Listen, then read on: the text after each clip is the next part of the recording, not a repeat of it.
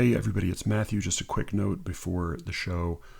SLEERICKETS is coming to New York City, by which I mean I'm coming to New York City, by which I mean I'm coming to a portion of Brooklyn for several days in mid-September, and I'm looking forward to seeing several people, most crucially Alice, who's going to be stateside. So Alice is going to be there. Brian already lives there.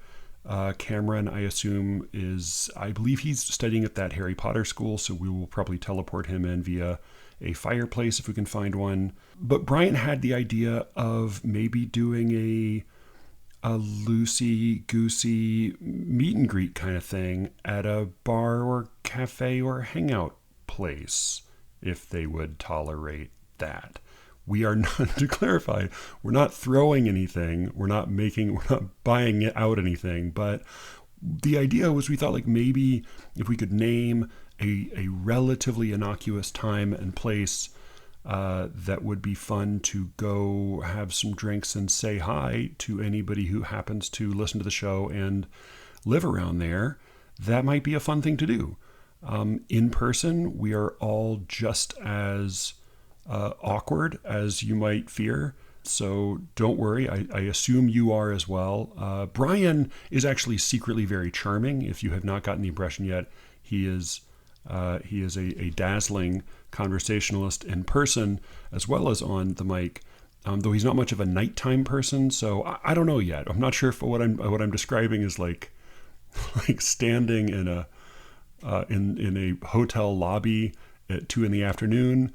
or what. I was thinking specifically of like Wednesday the 20th, maybe, because it's not like a real hoppin' weekend night, but maybe sometime that evening would work. I don't know. I'm mentioning this because I don't know the area at all, and Brian is no longer a cool 20-something like all of you. I don't know. Basically, he thought maybe I should put out a call. So if you have a suggestion, if there is a place that comes to mind that might be fun to meet up, and also provide an easy escape route for people should the conversation prove too unbearably cringeworthy. At any rate, I do hope I will see some of you and let's look at that, maybe that Wednesday, September the 20th. Maybe we can make it work. Can we, I don't know if this is unclassy. Can we shit on the Klan for a minute? I don't want to hurt anyone's feelings, but yeah, can we? Because all right, I've had only a couple very glancing encounters with the Klan, and I mean, never in any way that my mom, they were more active when she was a kid, and because of her dad's work, they had some run-ins with them. But my prejudice about the Klan is that it's racism for dumb guys. It's like racism. Like racism is not smart anyway, but you have to if you are racist and you're in the Klan today, that's like sub JV. You really failed the tryouts. You couldn't. JV. Oh my God. It's like the Keystone Cops of racists. You couldn't. I saw a bumper sticker for the Klan in Baltimore, and I thought, what? Do you realize where you are? What is this? Why would you do that? What could a flyer for the Klan be? Who had to go print those out? How?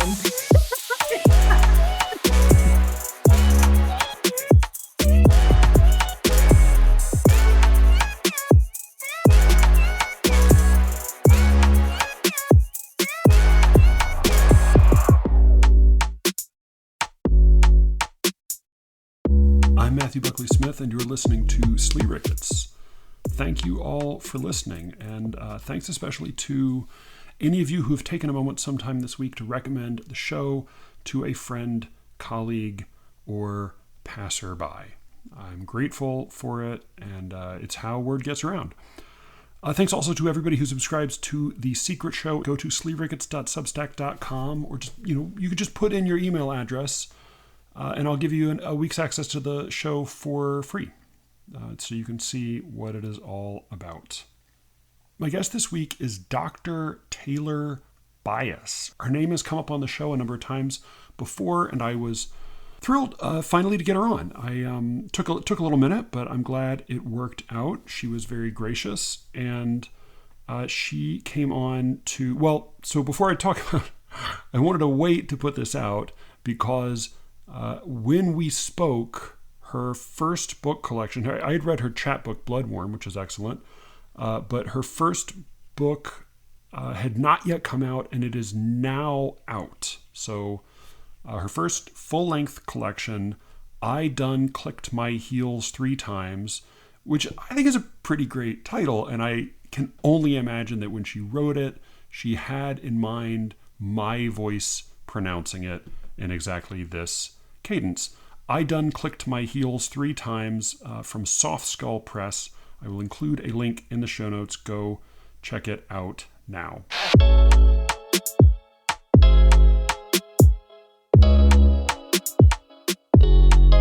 So you were not an anomaly, but a rarity among guests, because most people see my big, clumsy, tangled list of possible topics and say,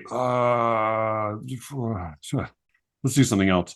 And you just picked one. And it was one that definitely nobody else had. I put on the list almost as a thought, like, I'm just going to do an episode by myself at some point on her. And so, because I figured nobody would, because she's just, she's not terribly well known. You had actually done a whole paper, a paper on her and 2 other novelists specifically about her.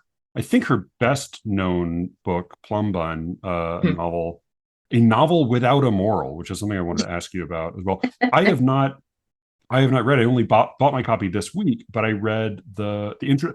I was curious, do you know the introduction by Deborah McDowell? Is that? Yeah, Deborah McDowell. I don't think I have that version. It's I think this one, it's clearly like a reprint from an earlier edition. Okay. I think it's 1990 is when it was written. It was insightful. So do you, for people who might not know who Jessie Redmon-Fauset was, how did you encounter her work? Maybe would be a place to start. Oh, I mean, the midwives of the Harlem Renaissance, which I love.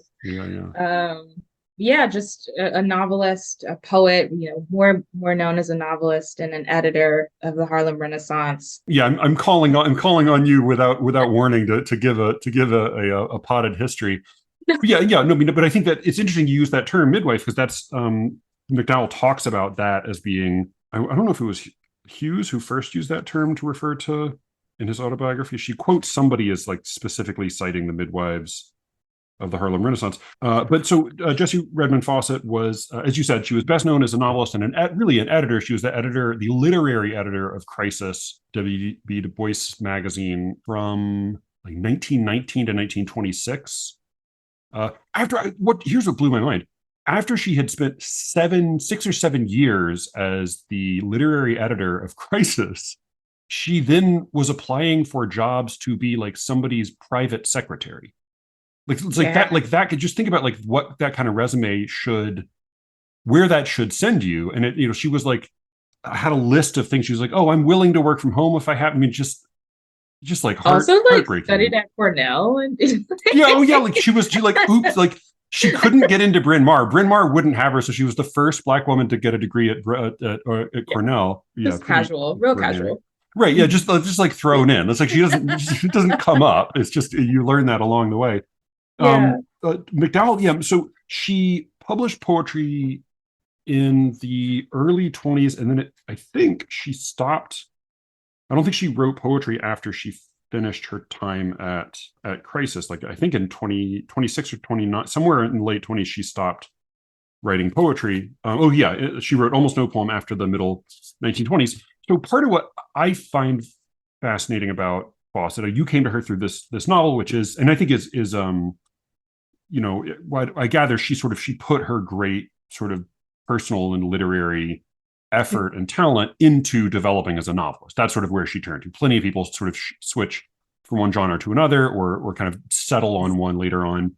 And she did live a decent long life. She wasn't, she's not a tragic or early death. I encountered her poetry because it was in it might have been in James Weldon Johnson had the anthology, and her name popped up, and I was like, who is this person? So I have Mhm. only been able to find 17 poems of hers. McDowell says she published a couple dozen. I don't know where the others are, or if that was a precise number, if that's Right. 24 or what. But I've only found 17 of them, and they are, by my lights, they're a pretty mixed bag. Like some are much better than others, some seem much more mature than others, and they vary a great deal in tone and outlook and sophistication. All of which makes sense. Is some like she was developing as a writer, and this sort of comes from the first part of that development, and then she moved on. I think what I have found sort of what part of the reason like I keep coming back to her personally is that I think she's somebody who, she was a really significant influence as an editor. Like as the literary editor of Crisis, she Mm. discovered Langston Hughes, County Cullen, Jean Toomer. Who was the other person who was like her big discovery? Like she was like a major, gatekeeper and pathmaker for all of these emerging writers, and was and recognized pretty early on that she was dealing with significant talents. That these were not just Mhm. one-off poems that she liked. So she's really better known as somebody who was making connections and making and recognizing talent. She was, as a writer, was generically promiscuous, would shift from critical to scholarly to or to literary prose to poetry. She also spoke fluent French. Just again, like just tossed it in the resume. It's in case you needed it, in case you needed a little French. She gives a lot of her poems French titles. I think as a sort of a and I gather spent some Yeah. time in Paris, at least a little bit. But she's to me like part of what I like about her. She's not really fish or fowl for a lot of her life. She seems to be. She's both out of fashion among her like her fellow, even as time went on, like her fellow members of the Harlem Renaissance often viewed her as the rear guard, as sort of the more like the less cutting edge of their group.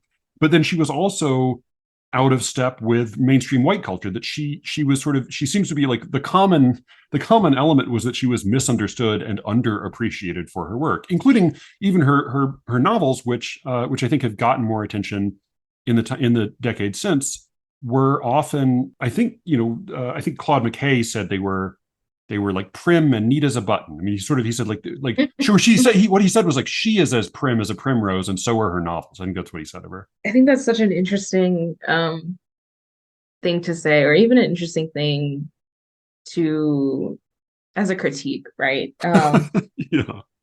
Because I think it also just speaks to like the sort of circumstantial and oppressive forces that Black women are constantly writing against. And I'm thinking about someone like Jessie-Redmon-Fauset, who was in a very sort of like public position as the editor, and is likely also just battling like respectability politics because she is in such a a public Yeah. space, because of her class, like being sort of middle class, and She was out of also fashion. She wasn't cool being a middle class, participant in the literary scene. I mean, that's like at least that's what McDowell talks about. Like she was middle class and therefore like a square.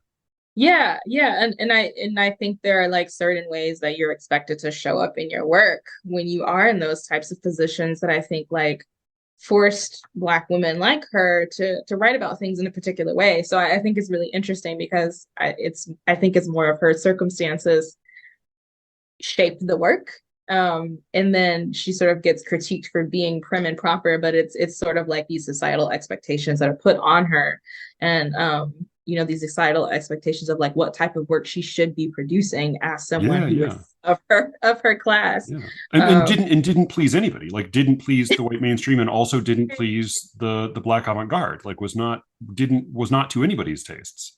And in mhm. the poems of hers I like best, I do get the sense that there's a tension between some of the formal propriety and I mean she part of what I like I do it's the same note that I really like in the County Cullen's work that I like the best, which is like there's clearly like there's a Christian background. You see that in one of the poems very explicitly, and there is a sense that like there's a struggle that in and hope in the future, but there's also like a deeply fatalistic streak in some of her writing that you see that Yes. like I find very moving that Yeah. there are times when like the bottom drops out and it is dark.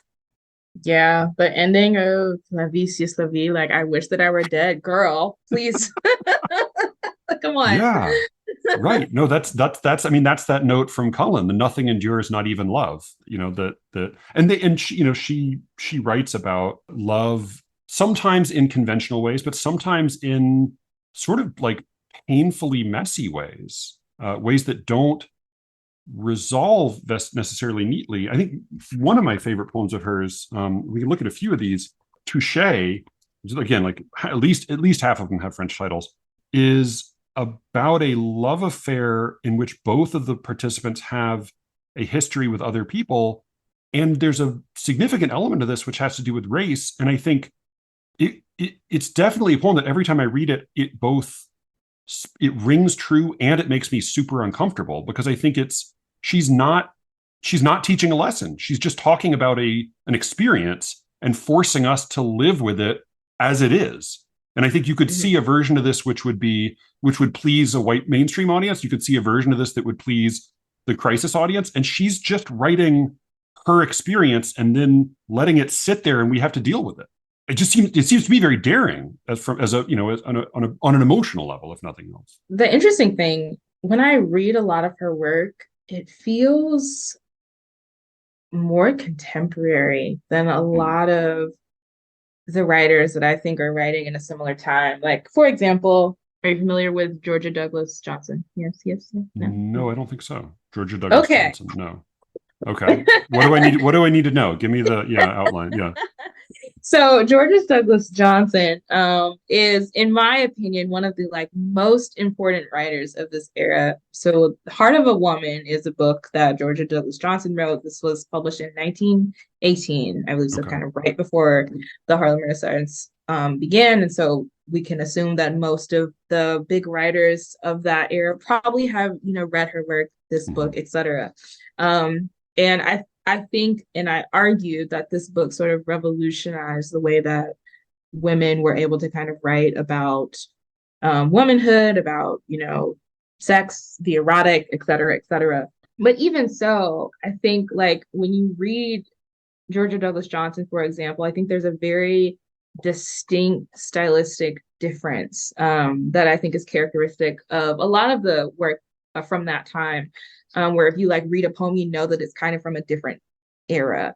I read a lot of Jessie Redmon-Fauset's poems, and there are like words and maybe language that stick out to me as being maybe, older. But for the most part, I feel like these poems could have been written today, which I think is really fascinating. And I'm always curious about the influence of, her fiction writing on how like contemporary her work feels, which, a lot of other writers were, writing in other genres and writing fiction as well. But there's just something about hers in particular that feels so now to me, which is interesting. Certainly her attitude toward love and sex feels extremely contemporary. I mean, it's sometimes like almost shockingly so. We've been talking a lot about this. Would you like to read a poem or so, just so the audience can actually get her in their ear? I'm gonna include a link so people can read the 17 poems of hers I was able to find, but maybe just so they can hear some. Let's read one or two.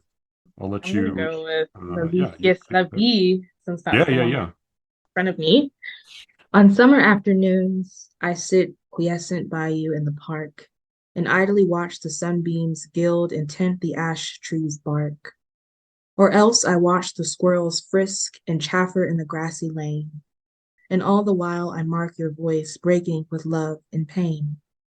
I know a woman who would give her chance of heaven to take my place, to see the love light in your eyes, the love glow on your face. And there's a man whose lightest word can set my chilly blood afire. Fulfillment of his least behest defines my life's desire. But he will none of me, nor I of you, nor you of her. 'Tis said the world is full of jests like these. I wish that I were dead. Last line just it's like a lead weight. Because 2 lines earlier you have her saying "'tis said," and it feels, as you're saying, like the little notes that feel a little bit antiquated, but then I wish that I were dead. I mean, to me, this is a Yeah. down to some of those the tinting, the sunbeams gilding the ash tree's bark, and the squirrels frisking and chaffering. To me, like, and then ending with that last line, it feels like this is almost like a paint by numbers model for James Wright's poem "Sitting in a Hammock in William Duffy's Farm," and wherever. Like, to me, to me that it feels like he just read this and then did a version, except without the interesting complication of the love triangle. Yeah, I think this was probably the one that first got my attention, is like, oh, this is not what I was expecting it to be. Yeah. Which, like, I'm just gonna flip to a random page of George's book over here. Oh, it's just the opening poem, which I can read so we can hear the difference. Yeah, please. And you would say this is more representative of the dominant voice, or she was more influential? This feels kind of more characteristic of I think what I have read, or what I would expect, I should say. The heart of a woman. The heart of a woman goes forth with dawn, as a lone bird, soft winging so relentlessly on.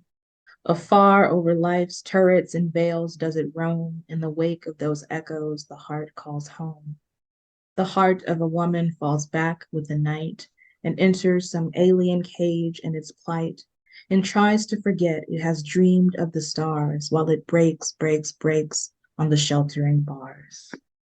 Yeah, it's not, I mean, Fauset's funnier, I think. Like, right? I mean, there's a little, I mean, I think, like, to me, like, the thing I'm most interested in poetry, in lyric poetry, I think, is the balance of tone.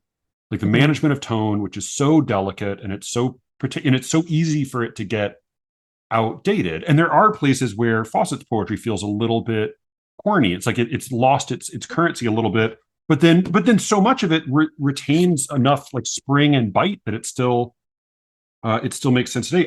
I made a minor discovery, maybe only to myself, because I'm not a scholar, but she has another poem I quite like, called Noblesse Oblige, where she talks about her hairstylist who's gossiping and complaining about her broken heart. And Fauset's observation is, like, I have it, like, I actually envy her because she can just talk about it out loud. But whatever Fauset doesn't specify, but whatever the speaker's situation is, it's something she cannot talk about, and she has to pretend. And so she has exactly the same feeling, but she's having to bite it back. And maybe even she acknowledges part of that has to do with just her sense of pride, not wanting to seem weak. But in this poem, she has a little line, "If I live, I shall outlive," and she throws it in quotation marks.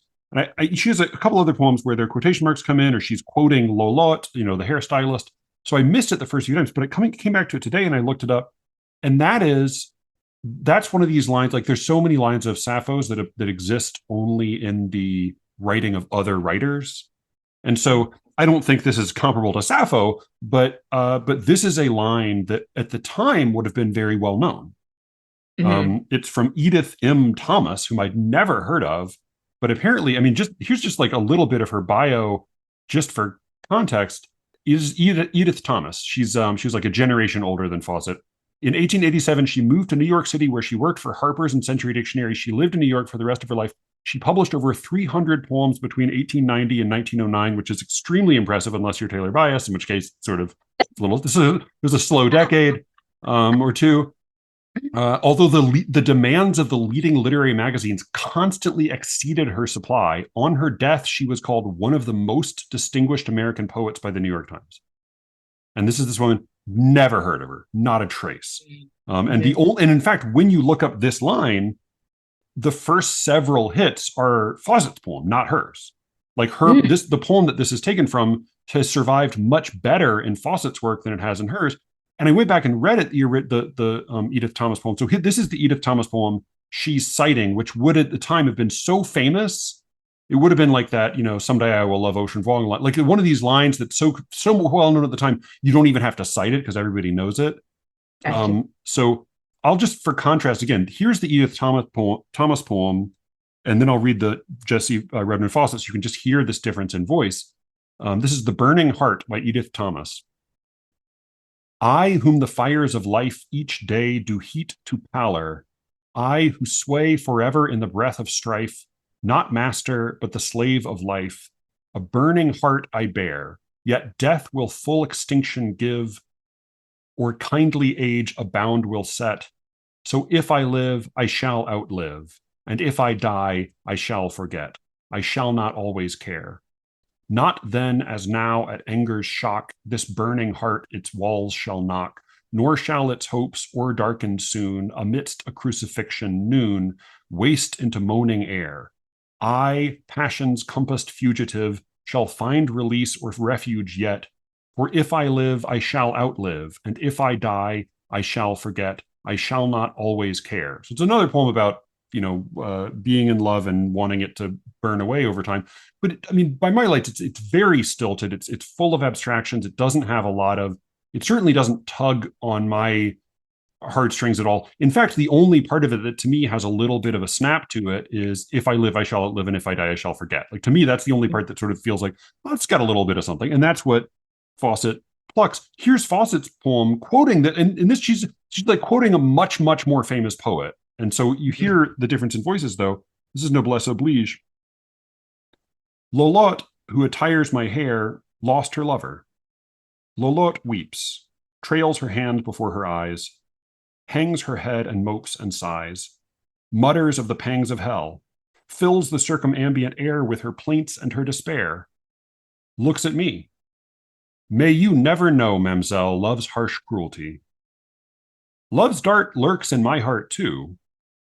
None may know the smart, throbbing underneath my smile, burning, pricking all the while, that I dance and sing and spar, juggling words and making quips to hide the trembling of my lips.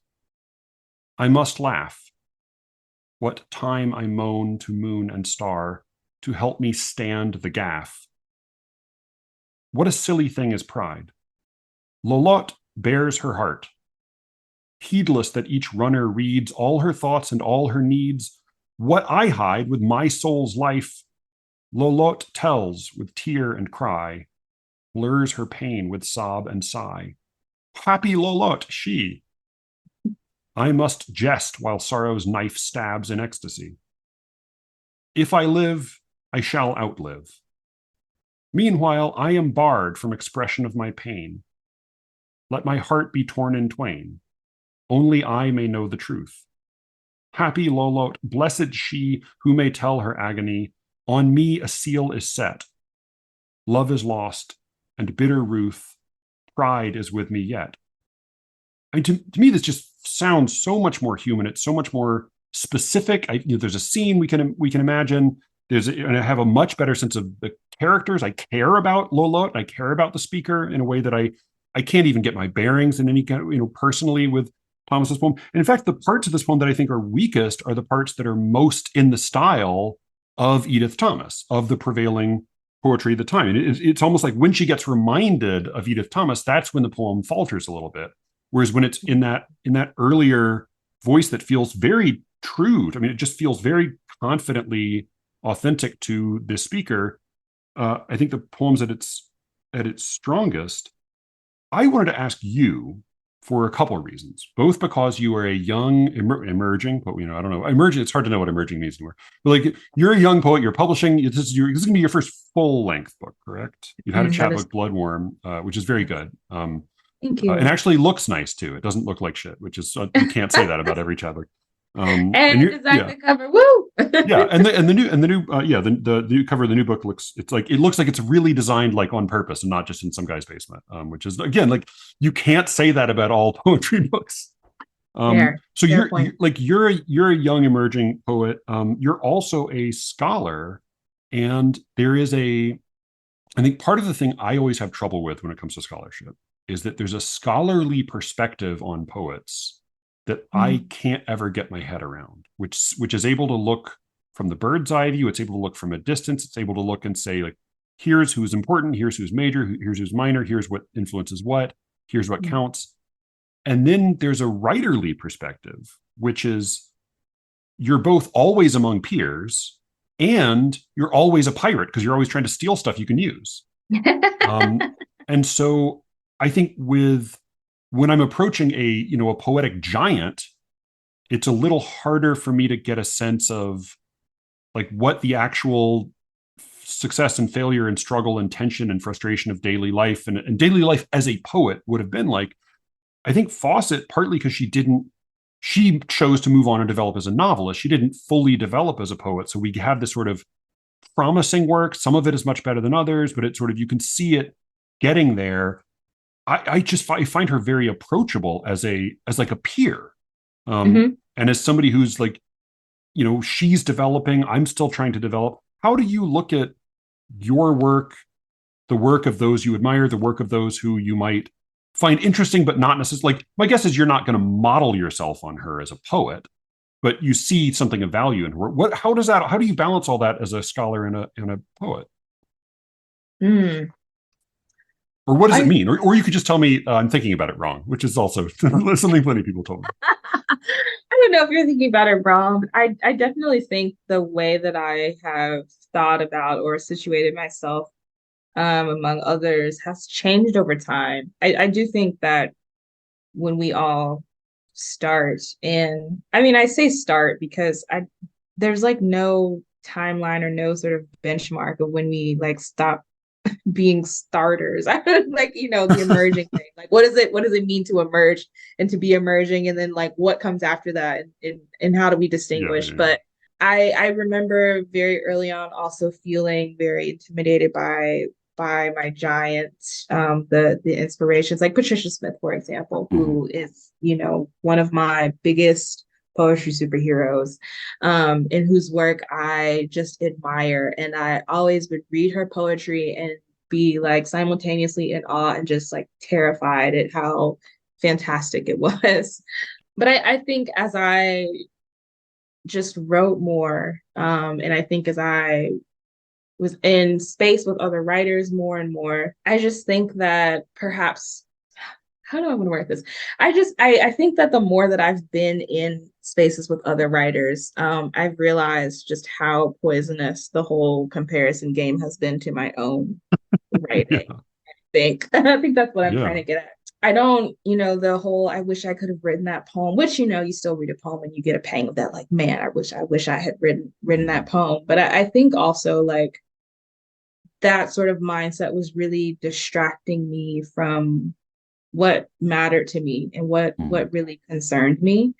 And I think that was one of the things that was really helpful about being in my PhD program, and kind of like getting buried in the words of other people. Because I think I had also hit a point where you're in like workshop a lot and you're constantly kind of getting feedback and people are telling you 1,000 different things about this work. Personally, I fucking hate workshops, so please, feel free to speak freely.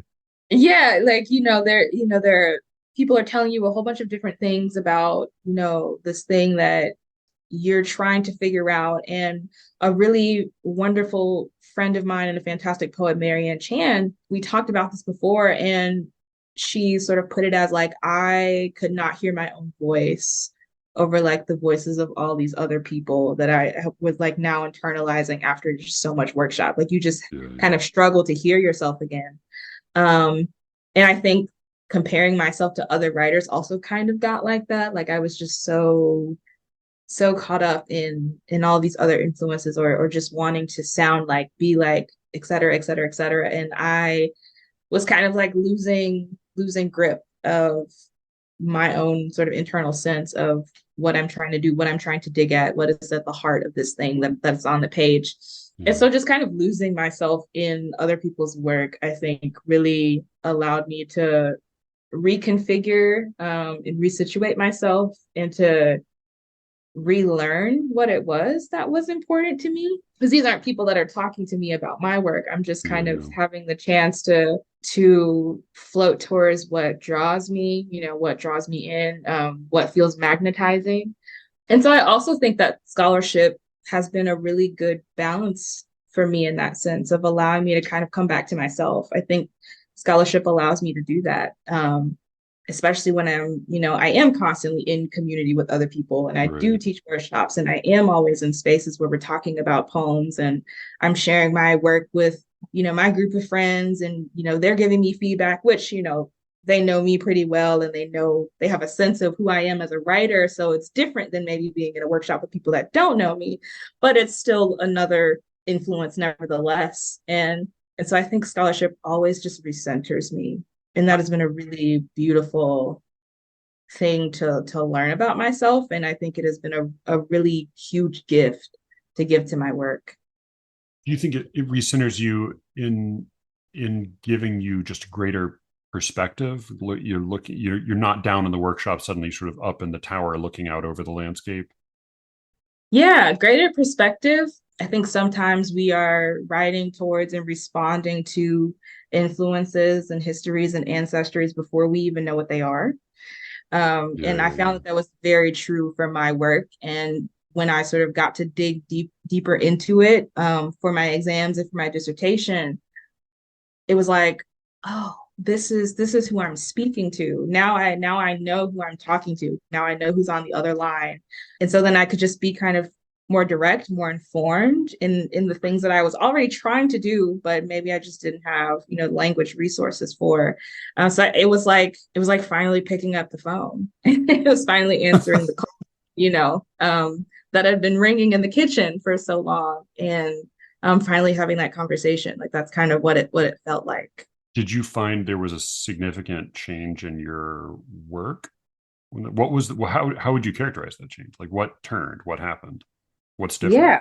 So from book one to book two, they're very, very different projects. All right. And part of that is because I sort of let in so many external influences into book two. So book Hmm. two is a lot about it's a lot about film, it's a lot about art and history. It's a lot, there's some theory that creeps in there, which, Uh-oh. if you heard me talk about theory while I was in my program, I did not have nice words to say I'm not a fan. about I know theory. theory. I have trouble. I have trouble. The little bit I dealt with in grad school, I had a hard time. It is troublesome, it's hard to get into.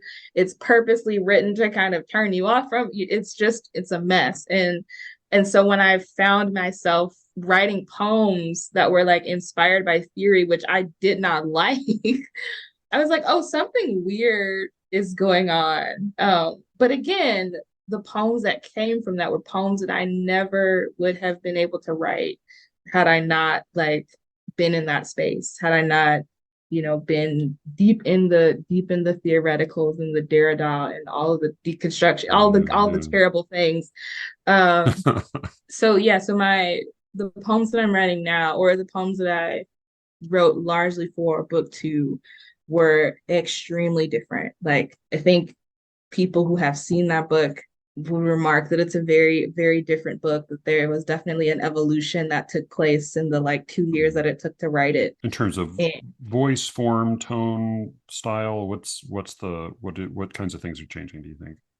yeah, so I think the style is definitely different. That book is largely a prose poem book, which Oh, is okay. Well, yeah, I've seen some of the prose poems published, but I didn't know that was yeah, okay, all right. which as people will see when I didn't click my heels three times, like it's very much, like in the sort of same vein of Blood Warm, like Pantoum, Sistina. Sure, There's yeah, some yeah. prose poems in there, but it's more of those forms. And the second book is very largely prose, which again I think was influenced a lot by like being in this mode of scholarship, thinking about Right. what scholarship means and the intersections of scholarship and creative work. I took a race drama and performance class, and one of the things that we talked about in that class were research and sort of what counts as research and theory, especially Yeah. when you are a creative. And I think my second book was also just a practice of like, this counts as research, this counts as scholarship as well. Mhm. And so I think that also influenced the heavy prose poem presence in that book as well. So there's a big style difference. I think there are some I think there are some vocal changes for sure, Right. that are both kind of built in for the purpose of the book and just kind of as a result of, all the influences working on me at the time. But um, one of my dissertation chairs said that the first book, great book, but the second book, she's a more sophisticated book. That's how she put it. So Ah, I'm okay. gonna I'm gonna go with that. She's a sophisticated girl. That's gonna be the title of your third book, Sophisticated Girl. Uh, You know, I like it it. just it's Yeah. possible, something to keep in your pocket. Um, Sophisticated girl poems. Yeah. all right, so two things then. One, because I have a bona fide PhD on my podcast, uh, I'm going to say I want you to help explain to my dad, but it's also ultimately for me as well. I know theory. I took theory classes in grad school. I know the feeling of what people say when they mean theory, and I Mm. think if I were to try to describe it, I would say that theory, because it's a different thing than just reading like a literature class where you read essays about books. Theory is about ways of reading. Yeah, Is that like, absolutely. give me, yeah, what is the deal? Why is theory so infuriating? Or what is it that like, what is it that we're responding to when we sit down and think like, this class is going to be a lot of theory? And, my heart kind of sinks when I hear Oh, I think the main thing we're responding to is just the way that it's written, which I think is purposefully that. inaccessible. Like it, Yeah. it really is. It's written to just lock everyone out. And I think Yeah. that's what's so frustrating about it is because I think you're absolutely right. It literally is like this thing means that we have to read this with this in mind. And it's like, Yeah. okay, Yeah. great, perfect, can do that. That's easy when you put it to me like that. Yeah. But then they use all of this, other language. Like if you're like, well, let's look at this through the lens of ontology. It's like, okay, you're just saying that I have to read this with, the fact in mind that like everything is haunted by like slavery or everything is kind of Or haunted yeah. by like these histories that come before it. That's pretty straightforward. Yeah. That's Yeah. pretty easy. But the language that they give you is not Yeah. Yeah. Yeah. is not that. And so I think what we respond to or the negative knee-jerk response is just like, oh, I have to wade through all of this, really inaccessible and highfalutin language when it doesn't have to be that complicated. Yeah. Yeah. What do you think? Because you said theory ended up creeping into your second book. What do you think you drew from it that had creative value for you? Or was it just was are they just is it just a book of maledictions? Is it just a book of fuck you poems about fuck you, Derrida? No, well, it's a book of fuck you poems, but not to Okay. All right. theorists, All right. not to Okay. them. I like it. I like a book of maledictions. All right. Okay. I'm Yeah, eager yeah, to yeah, hear yeah, this. not to them. But Okay. I think like the idea of a way of reading something, and even thinking about like hauntology. Hauntology was a big part of my exams, and so thinking about the histories that sort of inject or sort of run underneath everything like a river, right? And that sort of ran into my studies of art. So the book is also very heavily ekphrastic as well. And so Okay. then I was thinking about, oh, history. And then I'm thinking about art history. And then I went down this rabbit hole of the problematic personal lives and histories of like a lot of our most beloved artists. And Yeah. then I Yeah. just got like really disgusted. And then a lot of poems a lot of poems came from that. Yeah. And so it was just I just kept falling down a rabbit hole. And then I got to the bottom of that rabbit hole and I was like, oh, there's another hole. And then I would fall down that one. And so that book was just a really wonderful exercise of just letting myself keep going to the very bottom. All right. It's a book of Wikipedia hyperlinks to the next, yeah, on to the next one. Yeah. Okay. Good. All right. So the second part is because there are many prose poems I have really loved and admired. My heart also, though, often sinks a little bit when I see one of those. When I turn a page and I see prose poetry, my heart often sinks a little bit. Partly that's because it is often formatted really badly. Like it's Mm. formatted in like a cement block where you just like you have to like, oh God, do I need reading glasses for this? Is it the density that Part of gets it's the it? density. I think Okay. in at least the ones of yours I've seen online, they seem like they have a little more air in them. Like Mm-hmm. they're not as crammed together. So they're like they don't like I think like when I see a prose poem, I see one of those like uncooked squares of ramen noodles. It's like, oh God, like like you don't have a mic, you have to like eat it raw. It's like put some peanut butter on it, eat it raw because you don't have you can't cook it. Good. That's So terrible. what as somebody who has spent a great deal of time making and enjoying metrical verse, Yeah. what's appealing about prose poetry? Yeah. So I think form, particularly when you're dealing with the sestinas and the pantoums and the repeating forms that have these stricter guidelines. I think there's a level of neatness that those poems require because of their restrictions. And the prose poem allowed me to be a little messy. And I think that is a big thing that the project kind of required. Also, part of the reason the book is so much in prose poetry is there was a poem that I was trying to write for this book, and I had probably come to the page maybe 5, 6 times already, tried to write the poem, failed miserably, couldn't even get the draft down. And I was like, I don't know what's going on. And I just told myself, you know what, I'm going to try to write this poem and I'm going to take the I out because I felt like the I was the thing that was kind of limiting me. Okay. So I was like, I'm just going to write the poem, take the I out. And that was sculpture study number 1 that was born. I think I just read that this afternoon because it's on your website. That's one of the ones linked to, I believe. Yeah. Yeah. Do you have it?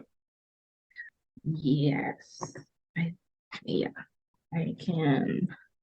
Just since we're talking about it, would you mind reading it for the listeners? Sure. Okay.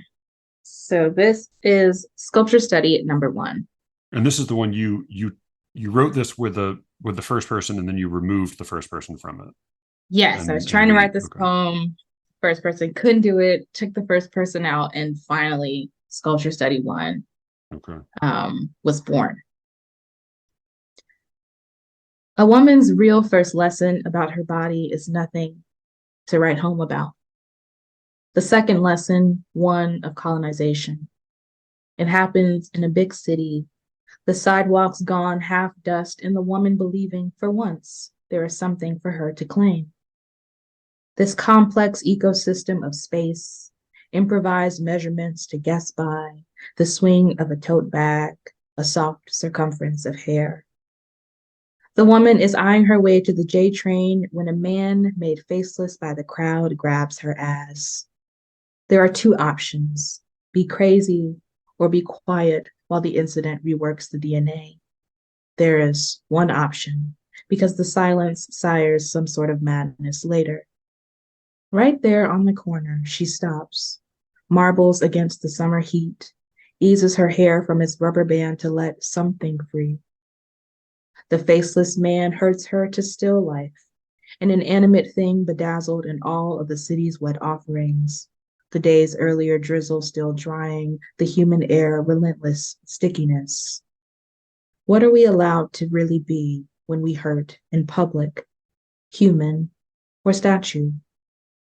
As if she thinks this into existence, the evening sun glosses her brown skin in a coat of bronze and she grows into the ground. No one can tell the difference as they shuffle around her, give extra space. Look how gentle they are when there is no harm to be done. Is it just that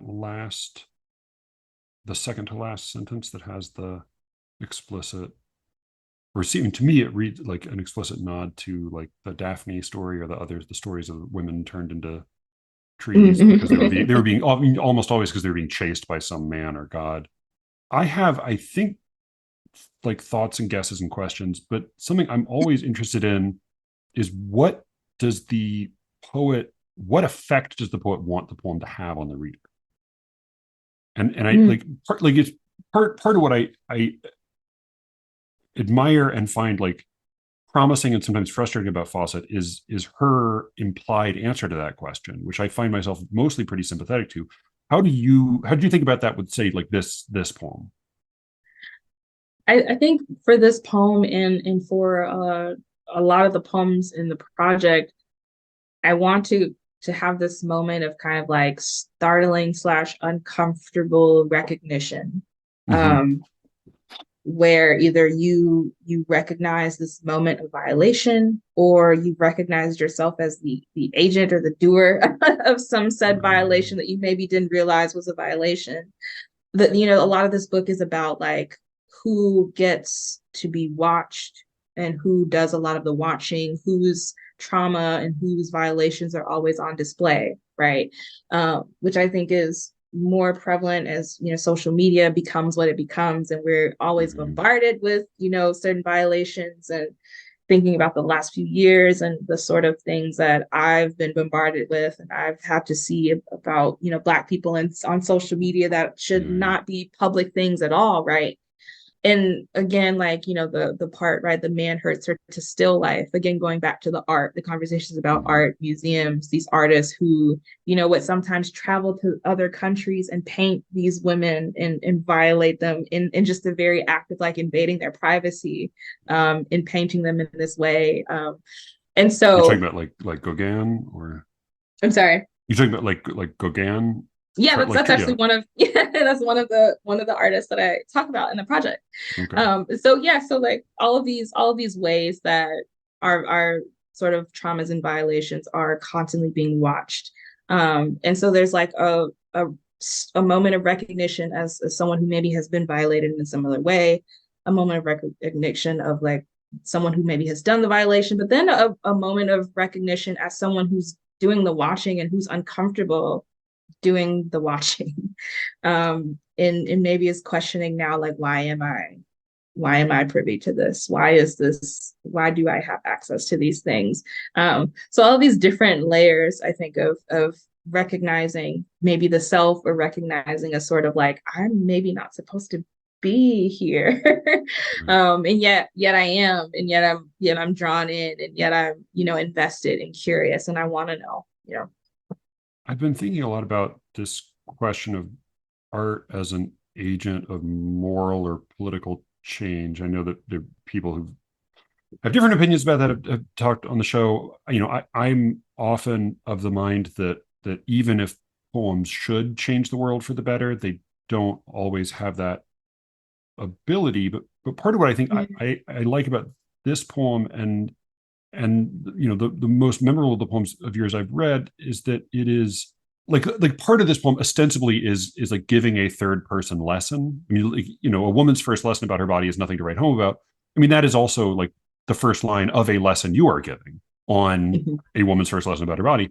But as it goes on, rather than just being and it's interesting that you needed to get this out of the first person to achieve it, but rather than just being a series of statements about the rights and experiences of women, it is an embodiment in an experience, and the feeling. Oh shoot, my Siri is woken up. Go away, Siri.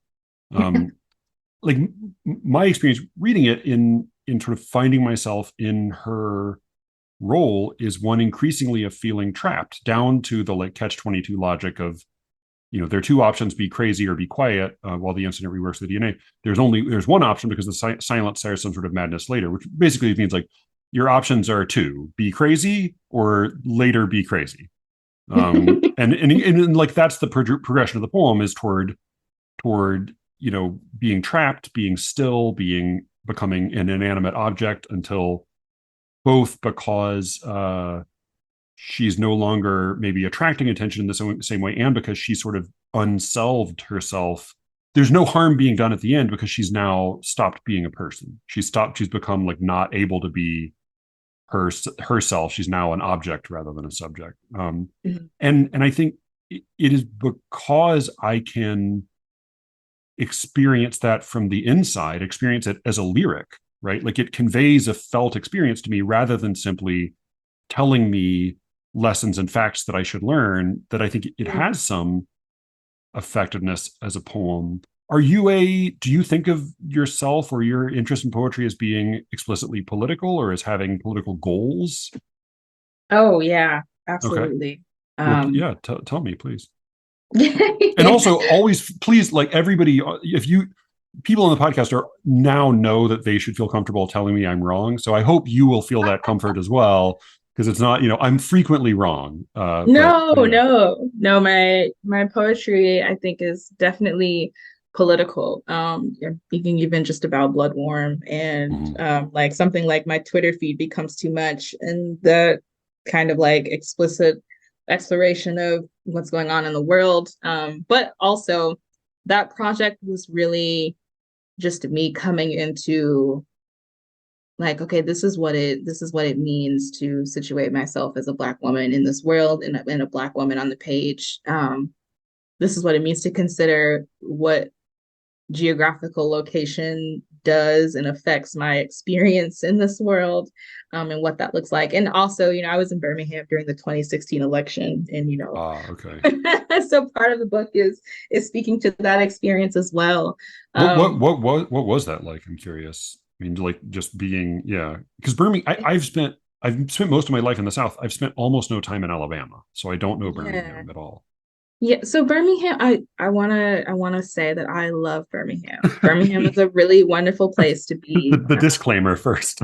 Disclaimer, like Birmingham, I love Birmingham. I owe Birmingham so much. Like it is in Birmingham that I became a poet. Like that, like I owe my life and sort of becoming a poet to the fact that I was there when I was there.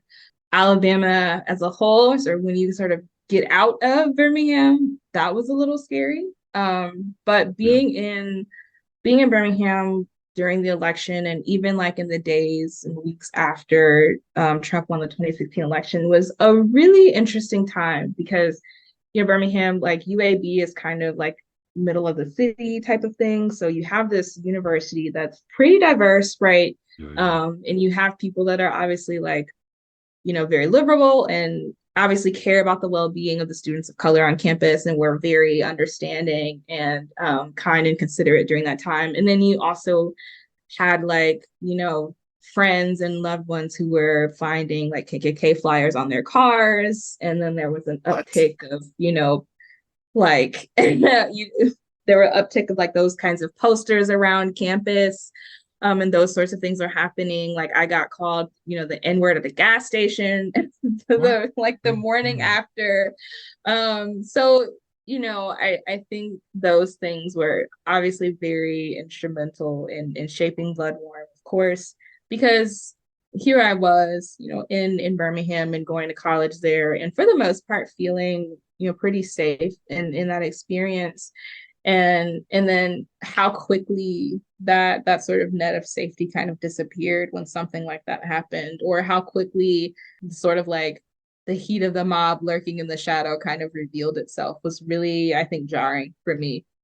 And I realized that like the safety that I felt, or the safety that I thought I was experiencing was maybe like this illusion, and maybe I'm never as safe as I think I am. And I think that like informs everything that I write. It was obviously a very, very big part of Bloodborne, but I'm always now thinking about myself as a Black woman in the places that I inhabit. What does that mean? What is safety? How safe am I? How am I still encountering and consuming violence against my body, against others who look like me? And my work, I think, is always, always, always interacting and trying to answer those questions. Yeah, I mean, those questions and problems and tensions come up. There's one poem I think that really sticks in mind from Bloodworm about, I don't know if you're at an IHOP, you're at some restaurant, and there's a little Yeah, kid, a little white kid pretending to do like finger guns and shoot you. And there's yeah, this whole, it becomes like increasingly grisly as it goes on. But part of what I really find affecting about that poem, and I think the others that I find most memorable, is that they bring in all of these big headline scale issues and questions and problems, but they find an iconoclastic specificity in the moment that can't be boiled down to a moral or a lesson. I mean, mm-hmm. that, and like, as in, I think the, Touche, which I think may be the most accomplished of Fawcett's poems, you're left uncomfortable because you don't, you can't, you can't, it doesn't all add up to a sentence that you could say, and here's the wisdom statement. It's just a complex reality. And I mean, my hope is always that like we are in our best writing wiser even than ourselves. right? Like we achieve a kind of a perception. I mean, which is partly why there can be such beautiful and insightful writing from people who were often pretty shitty in real life, you know?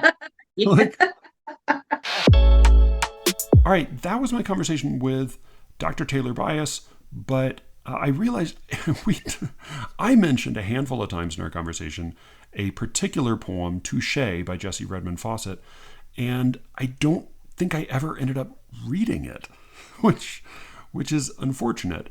It is, I think, quite well done. It also is probably, rereading it,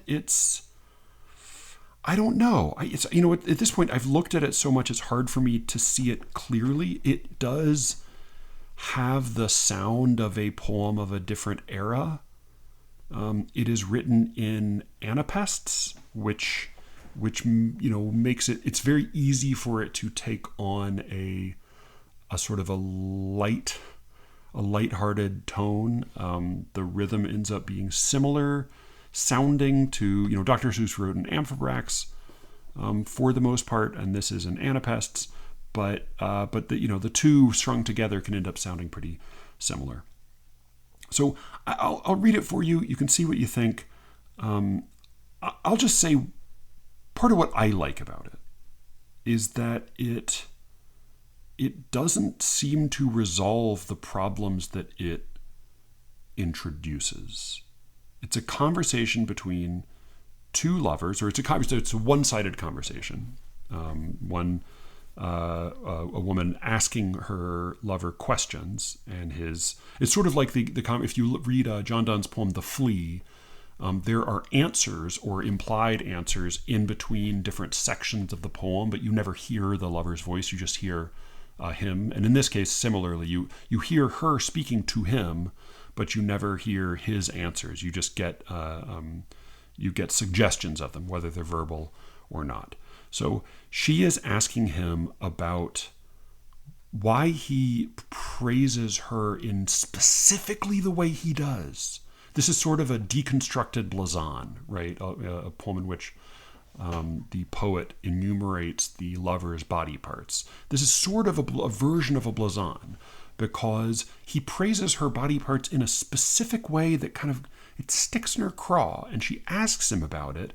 And when she does, she gets at the truth, which is that there was someone else before her whose body parts contrasted hers. And of course, she turns the situation around on him and replies that she also has had experience with someone else who had a similarly contrasting body, but it's not totally clear to me whether she's simply rehearsing her own experience for his benefit, or whether she may be lying in order to not to let him get the better of her. It's not entirely clear to me. So a lot of Fauset's poems are love poems, usually sad love poems, broken love poems, and some of them are poems that deal with race and racial oppression. This is a poem that deals with, it's a love poem. It deals with race in a funny, sort of indirect way. The people that they dated before each other, the lovers they knew before each other, were white, or if not white, then seemingly very light-skinned, or of a very different complexion. And that, in any poem in which a lover is compared to a previous lover, there's some threat, there's some bite, there's some worry, some insecurity. And in this case, that is all compounded with a deeply racist society that they're living in, and as well as perhaps some internalized sense of racial inequality. I mean, it's so thorny, and it's not at all resolved. She doesn't settle it at all.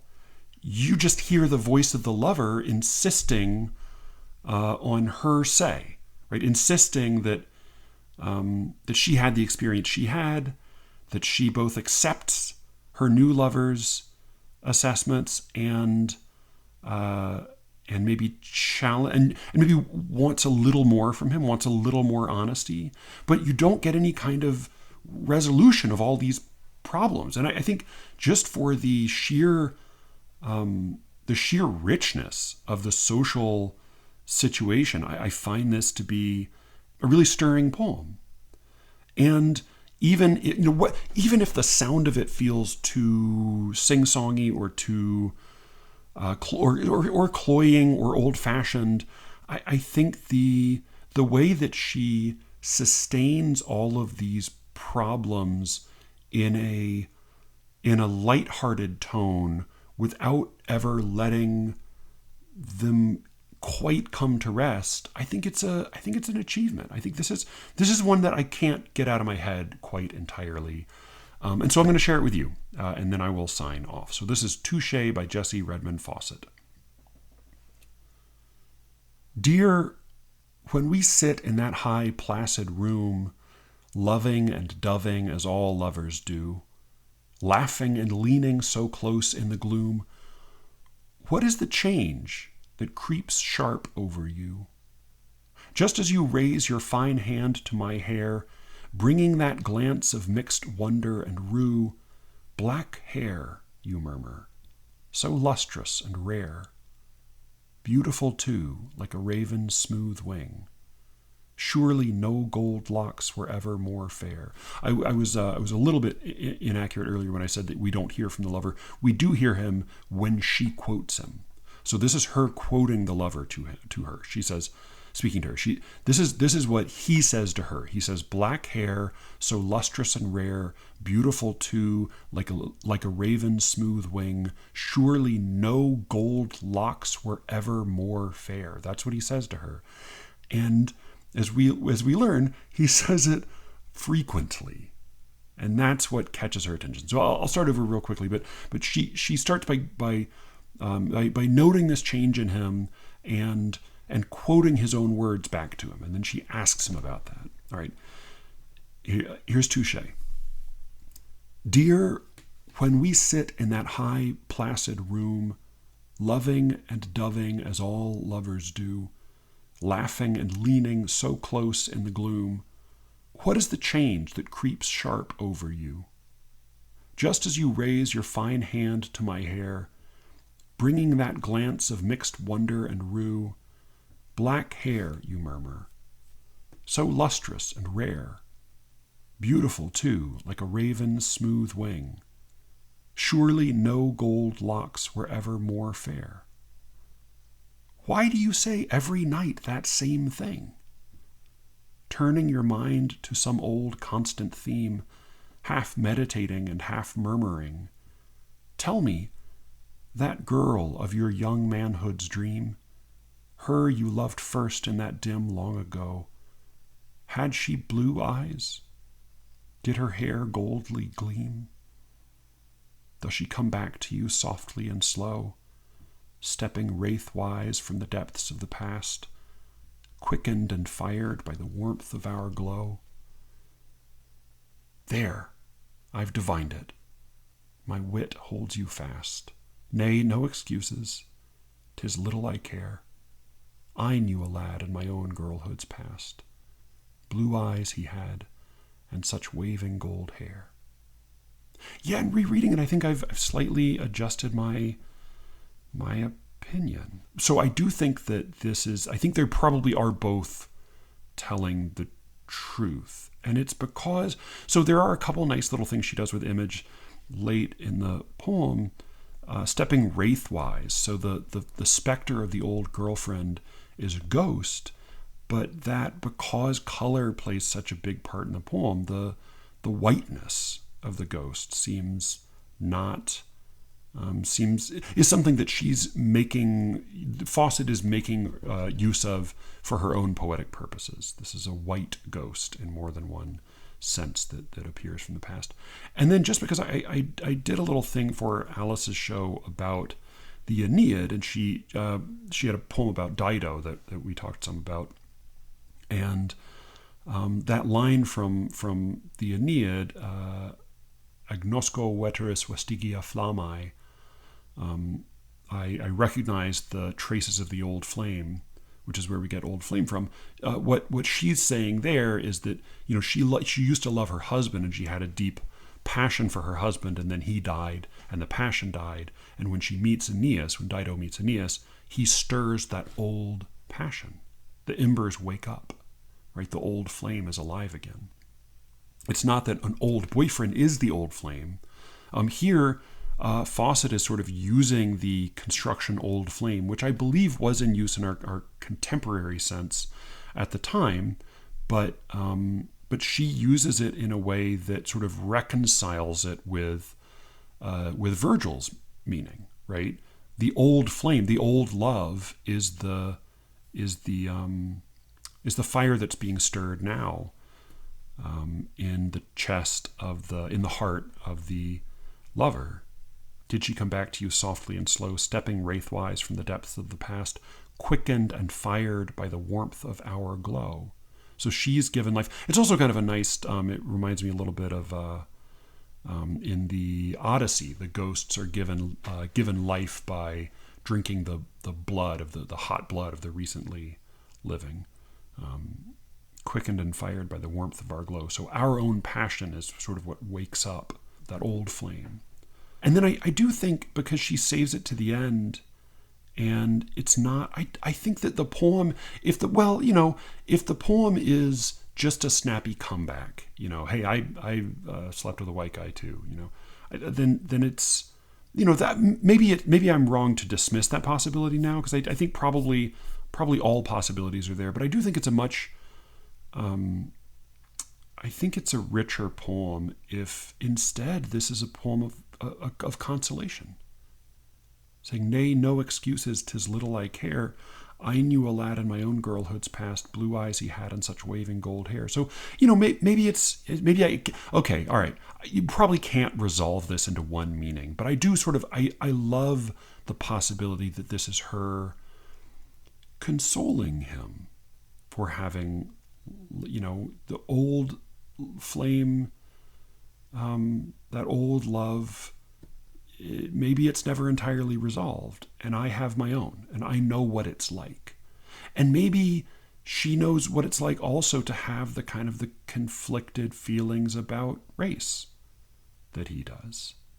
So, maybe it's a touche, it's a gotcha, like the title suggests, but maybe it's also the title here, and some of her titles, I think in general, remind me a little bit of some of Auden's titles, where his poems originally were untitled, and then he'll sort of give them a snappy title later that feels sometimes tonally like just slightly off base, like If I Could Tell You I Would Let You Know, right? That poem, that villanelle, and then the title he gave it later, I think, is But I Can't, and then A Shilling Life Will Give You All the Facts, a wonderful little sonnet about that's a sort of a sideways love poem, and then he calls it Who's Who later.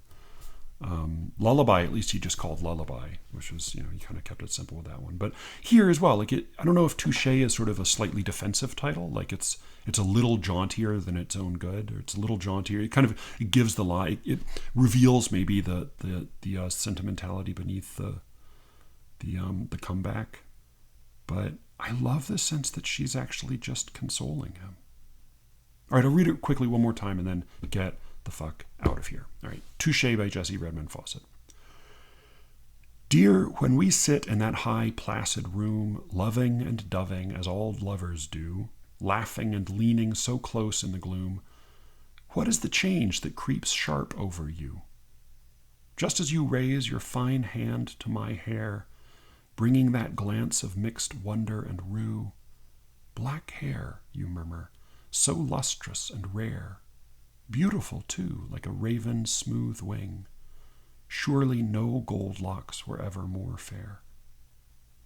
Why do you say every night that same thing? Turning your mind to some old constant theme, half meditating and half murmuring. Tell me, That girl of your young manhood's dream, her you loved first in that dim long ago, had she blue eyes? Did her hair goldly gleam? Does she come back to you softly and slow, stepping wraithwise from the depths of the past, quickened and fired by the warmth of our glow? There, I've divined it. My wit holds you fast. Nay, no excuses. 'Tis little I care.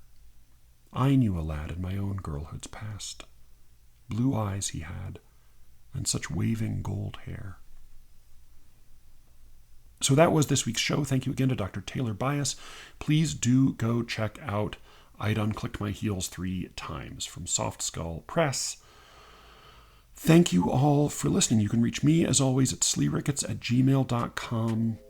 And with any luck, I will be speaking to you again very soon. Until then.